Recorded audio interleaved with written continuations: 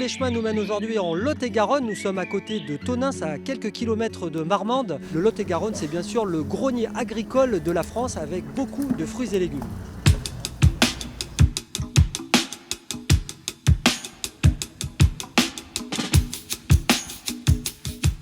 Et parmi les cultures maraîchères qu'on trouve en Lot-et-Garonne, il y a bien sûr la fraise, mais il y a aussi la prune, à partir de laquelle on va fabriquer le pruneau. Et je suis avec Vanessa. Alors parlez-nous un peu du fameux pruneau d'Agen. Alors, le pruneau d'Agen, donc c'est fait à base d'une prune, donc la prune dente, qui est une toute petite prune violette et qui va être séchée, donc récoltée entre le 15 août et le 15 septembre à peu près, qui va être ensuite séchée pendant 24 heures dans un four à 75 degrés. Puis ensuite, on va la travailler tout au long de l'année pour pouvoir la transformer en pruneau d'Agen. Alors il y a trois types de pruneaux. Il y a le fameux pruneau d'Agen, il y en a deux autres qu'on connaît un peu moins. Alors il y en a un qui est moins connu, qui est le mi-cuit. Donc le mi-cuit, c'est la même prune, mais qu'on va sécher uniquement 15 heures au lieu de la sécher 24 heures. Donc il n'y a pas de réhydratation, si vous voulez. On la sèche et on le fait qu'au moment de la récolte, on sèche et ensuite on la pasteurise pour pouvoir la conserver tout au long de l'année. Et après, il y a un pruneau que nous avons inventé, donc là on est les seuls à le faire, c'est le prébiotique, où là c'est pareil, on part toujours de la même prune, mais on la sèche uniquement 10 heures, on pasteurise. C'est bon pour toute la microbiote, puisque ça va garder tous les micro-organismes actifs qui vont activer cette microbiote. Alors aujourd'hui, sur les 18 hectares de prunes, vous êtes passé sur une agriculture bio. On est en conversion, on a déjà 10 hectares de validés en bio et on a 6 hectares qui restent à convertir. Bon, on va aller voir un petit peu la manière dont vous traitez le pruneau. Hein. Oui, c'est parti.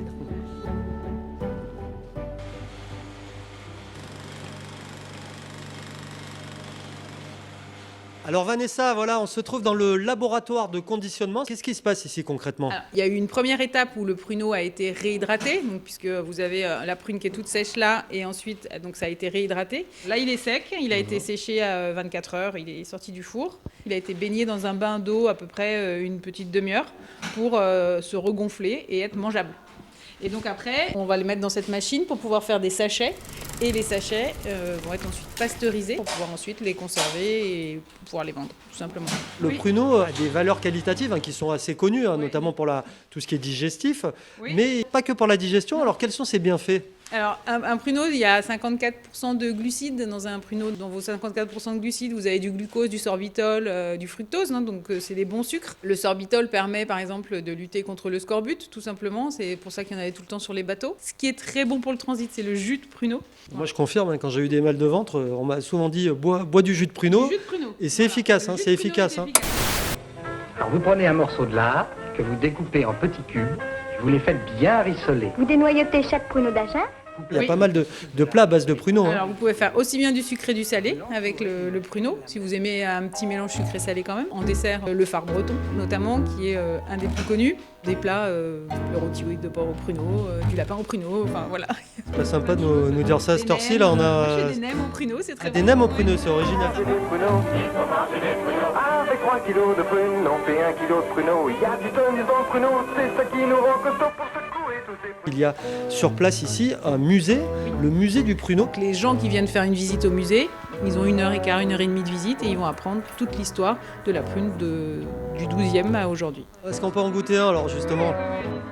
Ah, moi je suis un fan de pruneau. Il n'a pas encore été, il doit avoir un goût différent. Sur l'émission de Tous les chemins, Sarah me voit souvent déguster. Mais il faut dire quand même qu'elle a droit quand même à sa petite gourmandise à la fin. Merci beaucoup en tout cas Vanessa.